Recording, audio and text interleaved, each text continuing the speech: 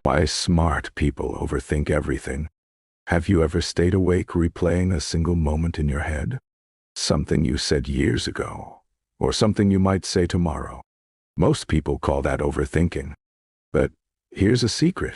The people who do it the most are usually the smartest ones in the room. Strange, right? The same mind that can solve complex problems can't stop creating new ones. Why does intelligence come with the heavy weight of constant thought? Let's start with this. A smart brain doesn't just think, it connects. It links one idea to another, one possibility to 10 more. That's the gift of intelligence, and also its trap. Because when you can see everything that could go wrong, it's hard to just act. Every choice feels like a chess move. And when your brain is always planning 10 steps ahead, you never stop to make the first one. Here's something interesting. Psychologists call this analysis paralysis.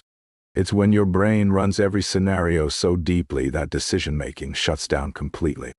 And studies show it happens more to people with high IQs, because they literally generate more options per second. More awareness means more uncertainty. It's like having too many tabs open in your mind. Every one of them whispering, what if? But it's not just fear of failure that drives overthinking. It's the desire to be right. Smart people crave logic, precision, understanding. And the world doesn't always play by those rules. You can calculate 1,000 outcomes, and life will still choose the one you never thought of. That unpredictability drives intelligent minds crazy. Let's take a simple example. Someone sends you a short text. Hey, we need to talk. Most people move on with their day. But the overthinker? They'll analyze every word tone, punctuation mark. They'll write and delete 5 possible replies before sending one. And deep down, it's not because they care too much about the text. It's because their brain refuses to leave questions unanswered. Smart people are addicted to understanding. They can't rest until things make sense. That's why when something feels emotionally off, they spiral. Because emotions don't always make logical sense. They just exist. And the thinking brain hates unsolved mysteries. Now here's the twist most people don't realize. Overthinking isn't always bad. It's the same mental power that creates innovation, art, discovery. Albert Einstein once said, "It's not that I'm so smart. It's just that I stay with problems longer." That's overthinking, turned into genius. The difference is, geniuses know when to stop thinking and start creating. So why can't most of us do that? Because overthinking gives comfort. It feels like control. When life feels unpredictable, thinking endlessly becomes a way to prepare for pain before it happens. But here's the truth. It doesn't protect you. It just makes you relive pain that hasn't even come yet.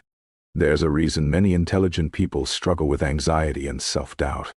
They live in the future, in scenarios that don't exist. Their brain is a movie theater that never turns off, replaying what if again and again. And when you live too long in the future, the present becomes unbearable. So, what can smart people do about it? The answer isn't to think less. It's to think differently. Direct your thoughts like light through a magnifying glass. Don't let them scatter everywhere. When you find your mind looping the same question, stop and ask, is this thought helping me act, or just keeping me afraid?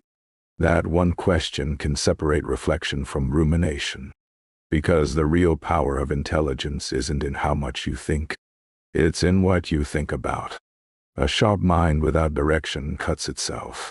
But a sharp mind with purpose, it shapes the world. So if you're someone who overthinks everything, decisions, relationships, the future, remember this, your mind isn't broken. It's just powerful. It's searching for control in a world that doesn't always give answers. And sometimes, the smartest thing you can do is allow yourself not to know everything. Because peace doesn't come when you solve every question. It comes when you stop needing to.